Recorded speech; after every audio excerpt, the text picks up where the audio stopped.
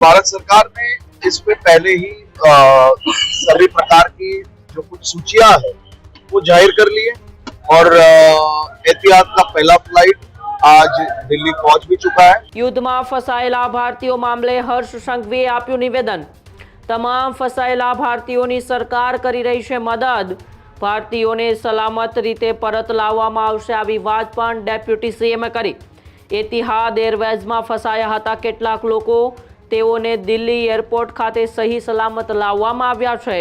બીજા ફસાયેલા ગુજરાતીઓને પણ સલામત લાવવામાં આવશે આવી વાત એ રાજ્યના નાયબ મુખ્યમંત્રી હર્ષ સંઘવીએ કરી છે।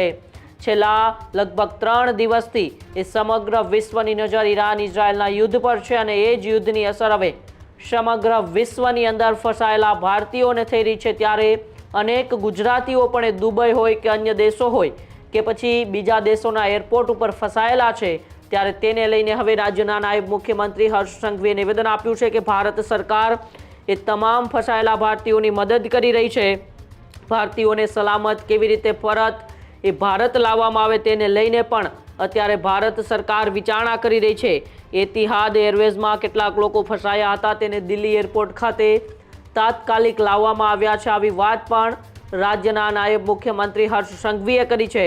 ત્યારે ધીરે ધીરે હવે તમામ ભારતીયો જે સોશિયલ મીડિયાના વિડીયો દ્વારા એ ભારત સરકાર પાસે, ગુજરાત સરકાર પાસે અને વિદેશ મંત્રાલય પાસે અપીલ કરી રહ્યા છે કે એમને જલ્દીમાં જલ્દી પરત ભારત લાવવામાં આવે। તેમના પરિવારોમાં પણ ક્યાંક ને ક્યાંક ચિંતા જોવા મળી રહી છે।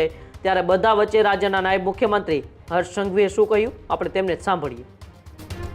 मिडिल ईस्ट में जो गुजराती फंसे हैं, सरकार की ओर से क्या अभी देखिए, भारत सरकार ने इसमें पहले ही सभी प्रकार की जो कुछ सूचियां है वो जाहिर कर ली है और एहतियात का पहला फ्लाइट आज दिल्ली पहुंच भी चुका है और सभी लोगों को जिस प्रकार से एम्बेसी द्वारा जो माहिती मिल रही है उसके हिसाब से काम करना चाहिए। मिडिल ईस्ट में जो गुजराती फंसे हैं, सरकार की ओर से क्या अभी देखिए, भारत सरकार ने इसमें पहले ही सभी प्रकार की जो कुछ सूचियां है वो जाहिर कर ली है और एहतियात का पहला फ्लाइट आज दिल्ली पहुंच भी चुका है और सभी लोगों को जिस प्रकार से एम्बेसी द्वारा जो माहिती मिल रही है उसके हिसाब से काम करना चाहिए।